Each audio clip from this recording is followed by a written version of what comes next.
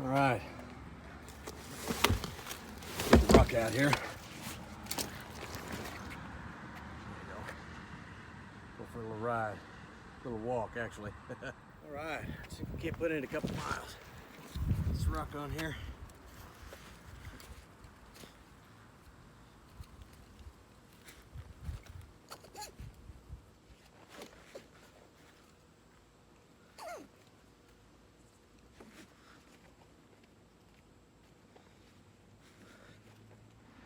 You know, the thing is, you don't really even have to have a whole lot of weight. 30, 40 pounds, something like that. And you'll find out that if you do this enough, you put in enough miles, you figure out that this pack isn't quite as heavy as it is when you first started. Oh yeah, can't just be going on flat areas. You gotta go up and down hills, put that terrain in there. One thing Rich and I have noticed is fitness, quote unquote fitness, doesn't apply equally. For instance, you need to be fit in your area. You know, if you live out west, temperatures are hot, you know, a lot hotter, a lot drier. Here in Missouri, temperatures are pretty warm. We get a lot of humidity.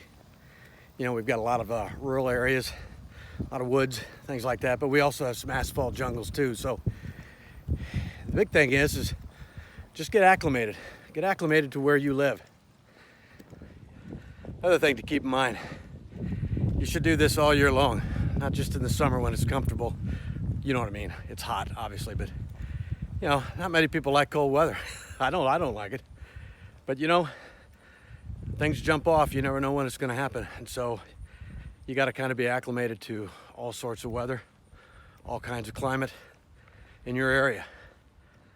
Oh, baby. These hills will get you. Got to do them, though. Got to do them. Speaking of some boys and girls who put some hard-ass miles in every day, that would be the USPS. Oh, yeah. Thanks to you guys. We appreciate you. Wonder how many fake mail-in ballots were on that truck. I'm just kidding. We don't ever do that. A lot of people ask, hey man, what do you have in your pack? You know, you can put whatever you want in it. I used to carry around a pack, basically had pillows in it and a bunch of weights. But these days, you never know what's gonna jump off, right? So I'm always ready. So my pack has got all my gear in it. You know, if I have to bug out, whatever you want to call it. But it's got provisions and things like that. So it's well stocked, but it's also pretty good amount of weight. So, and the reason I do that is twofold. Also, just to be ready, but also because, you know, this is a pack you're going to be carrying around if you ever have to, you know, for an extended period of time during an emergency. So that's something to think about. Kind of kill two birds with one stone.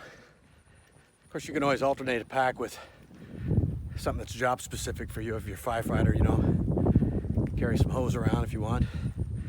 Police officer, soldier, Marine, you know, you can always put around a weight vest, something like that. So just something that, you know, something that'll prepare you.